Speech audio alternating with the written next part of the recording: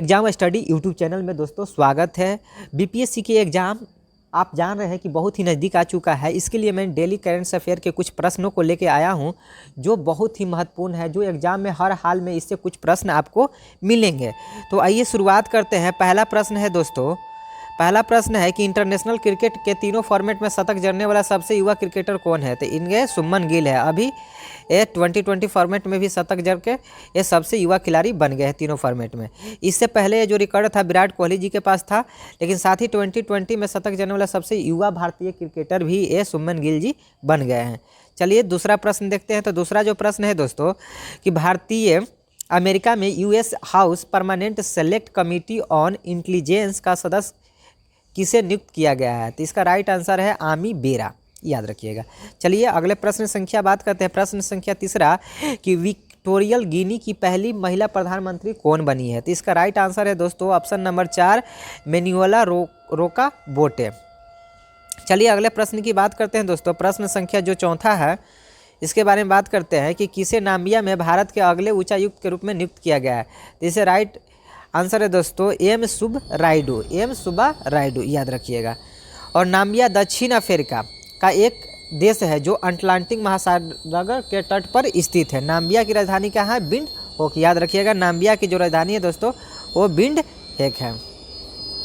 आइए अगले प्रश्न की बात करते हैं। प्रश्न संख्या जो 5 है कि खेलो इंडिया यूथ गेम में किस राज्य के टीम ने वाटर स्पोर्ट, कैनोइंग और काइनिंग में सभी 4 गोल्ड मेडल जीते हैं। तो इसका राइट आंसर है दोस्तों मध्य प्रदेश। इसका राइट आंसर है दोस्तों मध्य प्रदेश।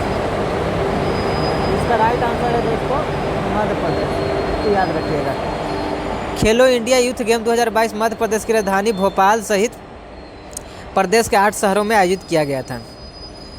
चलिए अगले प्रश्न की बात करते हैं कि किस भारतीय अमेरिका को यूएस इमिग्रेशन का रैंकिंग सदस्य नामित किया गया। इसका राइट आंसर है Parmila Jaipal.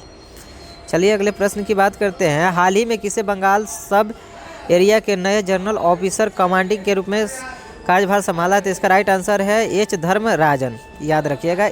H Dharmarajan is the right answer दोस्तों। चलिए अगले प्रश्न की बात करते हैं। तो प्रश्न संख्या जो 8 है कि भारत के अध्यक्षता में G20 की पहली सस्टेनेबल फाइनेंस वर्किंग ग्रुप की बैठक कहाँ आयोजित की गई है। तो ये आपका गुवाहाटी, असम के गुवाहाटी में की गई है।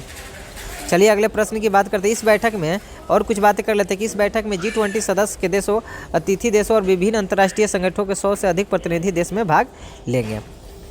अगला प्रश्न है 9वां नंबर कि हाल ही में कुश्ती महासंघ की निगरानी समिति में शामिल किया गया है। तो इसका राइट आंसर है दोस्तों बबीता फोगाट को। चलिए अगले प्रश्न की बात करते हैं। 10वां नंबर जो प्रश्न है कि हाल ही में किस देश में महंगाई 48 साल के चरम सीमा पर पहुंच गया है। तो इसका राइट आंसर है दोस्तों पाकिस्तान। पाकिस्तान में 48 साल के चरम सीमा पर पहुंच चुका है।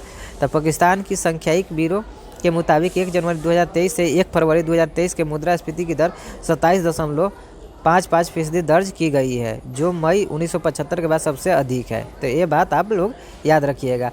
तो ये मेरा 10 महत्वपूर्ण क्वेश्चन था दोस्तों। तो एग्जाम स्टडी यूट्यूब चैनल को आप लोग सब्सक्राइब कर लीजिए, लाइक कर लीजिए और शेयर कर लीजिए। तब तक के लिए जय हिंद, वंदे मातरम दोस्तों।